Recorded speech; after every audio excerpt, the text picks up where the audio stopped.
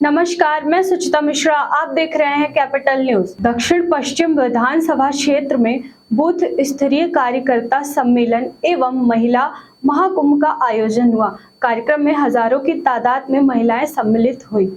Engineer Sanjeev Saxena ने सभी से आह्वान किया कि इस बार आपके भाई के रूप में सेवा करने जरूर आऊंगा। बहनों ने भी संजीव सक्सेना को विधानसभा चुनाव में विधायक बनने के लिए संकल्प लिया। बाढ़ पीड़ितों को राहत सामग्री वितरण की गई।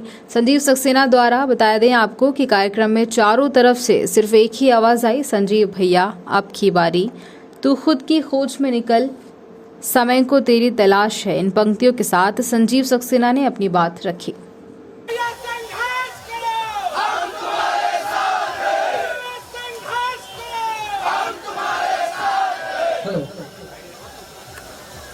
यहाँ उपस्थित मेरे सभी युवा साथी और इस महिला महाकुंभ में पधारी मेरी सभी बहनों को नमस्कार, अस्सलाम वालेकुम, जय हिंद, जय भारत। नाम बता दीजिए। मेरा नाम आशीषा है और जो हमारे जो संजीव सक्सेना जी सर जी हैं, ये हमें पढ़ाई पे बहुत मदद करते हैं और जो मेरी जो स्कूल फीस है सर भी उन्होंने ही भरी है। और हमारे यहाँ लॉकडाउन के टाइम पे जो राशन वाशन का जो भी है, जो सर ने हमारी बहुत मदद करी है। हमारे मोहल्ले में हर गरीब इंसान के घर पे राशन भी पहुँचाया है। और आगे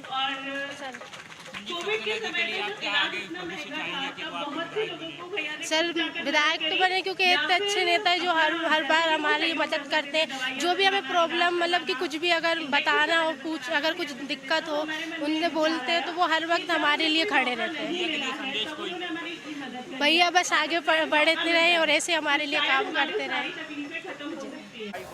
जहाँ मुख्यमंत्री का निवास है, जहाँ प्रदेश का गवर्नर रहता है, जहाँ प्रदेश को चलाने वाले प्रशासकीय अधिकारियों का कार्यालय ही नहीं, उनकी कॉलोनी भी है। यहाँ डॉक्टरों की कॉलोनी है।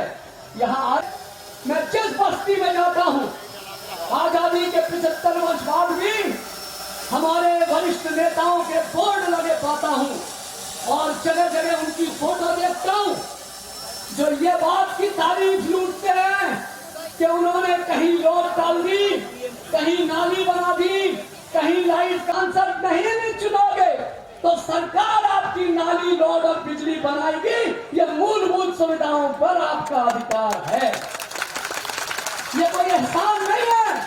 और आप लोग ताली बजाना और माला पहनाना उन नेताओं को बंद कर दो जो आपके दिए टैक्स के पैसे से आप ही के घर में आके सामने नाली और रोड बना के ताली बजवाते हैं। ये उनके घर का पैसा नहीं है, ये आपके टैक्स का पैसा है जो आपके खून पसीने की कमाई से आप अदा कर रहे हैं। बम्बई, हैदराबाद, बेंगलोर जाना पड़ेगा। मैं अपने आप को उस युवा से कनेक्ट करता हूँ। मैं भी एक मध्यम वर्गीय परिवार से निकला युवा हूँ। अगर मैं भी अपने माता पिता को छोड़कर चला जाता, मैं NIT से पढ़ा हूँ, मुझे नौकरी मिल जाती, मैं नौकरी करता और वहीं शादी कर लेता और मेरे माता पिता यहाँ वीडियो कॉल पे मेरी फोटो देख के खुश हो रहे हैं। मैं अपने आप को उस बहन से कनेक्ट करता हूँ, उन युवाओं से कनेक्ट करता हूँ। मैं देखता हूँ चिंगारी, अगर मेरे जैसे मध्यम वर्गीय परिवार में जन्मा बच्चा आज अपना समूह बना सकता है, अपनी चेत से संघर्ष करके राजनीति कर रहा है, तो आपके बच्चे मुझसे भी आगे निकल सकते हैं। दावा ठोक के प्लीज आगे आइए। आज बहुत बड़ा सम्मेलन है दक्षिण पश्चिम विधानसभा में। ऐसे सीरीज ऑफ सम्मेलन होंगे। ये महिलाओं का और युवाओं का महाकुंभ है। इसके बाद युवाओं के कॉन्क्लेव होंगे और ये मातृभूमि सेवा संगठन द्वारा किया जा रहा है। मातृभूमि सेवा संगठन लगातार, मैं भी उसमें शामिल रहता हूं, चाहे कोरोना कोविड में राशन की बात हो, चाहे दवाई की बात हो, इलाज कराना हो, शिक्षा की बात हो, हम हर पहलू पे जुड़े रहते हैं। मातृभूमि सेवा संगठन कहीं ना कहीं बाढ़ पीड़ितों को राहत सामग्री भी वितरण हमारे यहाँ से होती है। तो हम लोगों ने मातृभूमि सेवा संगठन ने इस अभियान चलाया।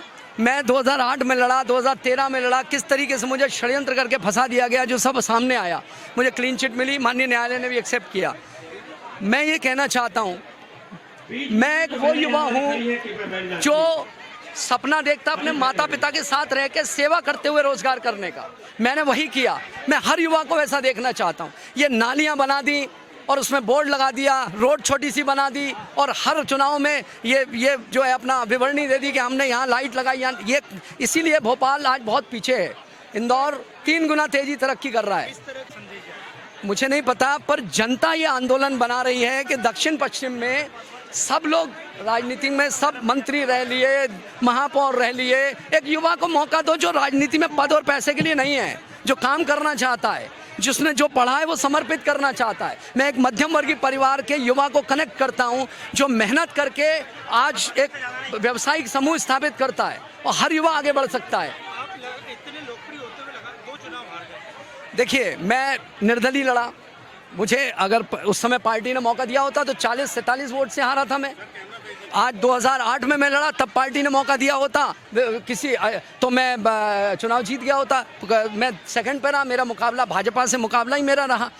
13 में कांग्रेस ने मौका दिया और उस समय मुझे, आपको सब पता है किस तरीके से चुनाव के 4 दिन पूर्व षड्यंत्र पूर्वक एक संजीव को 2 संजीव बना दिए और कहां से कहां केस को ले गए। मैंने क्या भोगा है मैं जानता हूं। दूध का दूध, पानी का पानी हुआ, न्याय हुआ। अगर कमलनाथ जी मौका देते का काम कर रहे हैं, आप छिंदवाड़ा जाइए, आप उनको देखिए, हर परिवार पे उनकी नज़र है। हर परिवार में इलाज में, शिक्षा में, रोजगार में, ये हर प्रतिनिधि को ऐसे काम करना चाहिए। और अगर इस प्रदेश में बदलाव लाना है तो युवाओं का और जो एक्सपीरियंस है, बुजुर्ग है, उनका समन्वय होना चाहिए।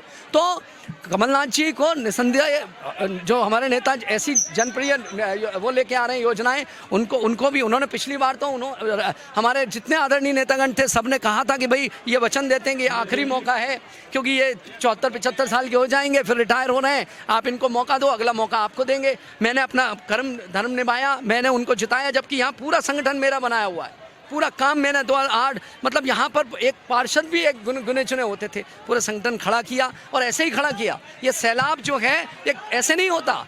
हम लोग दर्द में, दुख में, बीमारी में, शिक्षा में, बरसात हो रही है तो तिरपाल बांट रहे हैं, कोविड है तो राशन बांट रहे हैं, कनेक्ट कर रहे हैं, दुख बांट रहे हैं, बैठ रहे हैं। एक एक बहन जानती है, एक एक भाई जानता है। तो ये ये अगर कनेक्ट करने की मेहनत की है तो वो ऊपर के नेता भी देखेंगे और ये जनता का ने जो आंदोलन चलाया उसको एक्सेप्ट करेंगे। महिलाओं को आज भोपाल में किसी भी महिला के पास रोजगार नहीं है। बेचारी गरीब महिला है तो बर्तन, झाड़ू और खाना बनाने के वाले काम नहीं है। जो पढ़ी लिखी महिलाएं, उनको बेचारों को घर छोड़ के बाहर जाने को मजबूर होना पड़ रहा है। आज बहुत सारी समस्याएं, 71%, आप सोचिए 50% महिला भी स्वावलंबन पे नहीं खड़ी हुई हैं। और आज स्थिति क्या है, महिलाएं भोगती हैं, महंगाई का भी दंश वही सहती हैं। तो महिलाओं को भी चाहिए कि एक भाई जैसा, बेटे जैसा, पिता जैसा काम करे कोई। सिर्फ अगर इसका हिसाब दे के मैं खड़ा हो जाऊं कि मैंने यहाँ नाली बनाई, अरे भैया निधि दी है, जनता का पैसा है, टैक्स का पैसा है, उसका हिसाब नहीं चाहिए। समाज में खड़े होकर हाथ बताओ, इतनों को रोजगार दिया, इतनी महिलाओं को रोजगार दिया, इतनों का इलाज कराया, इतने युवाओं को प्रेरित किया अपना स्टार्टअप खड़ा करने के लिए, तब उनकी आपकी जय जयकार होगी।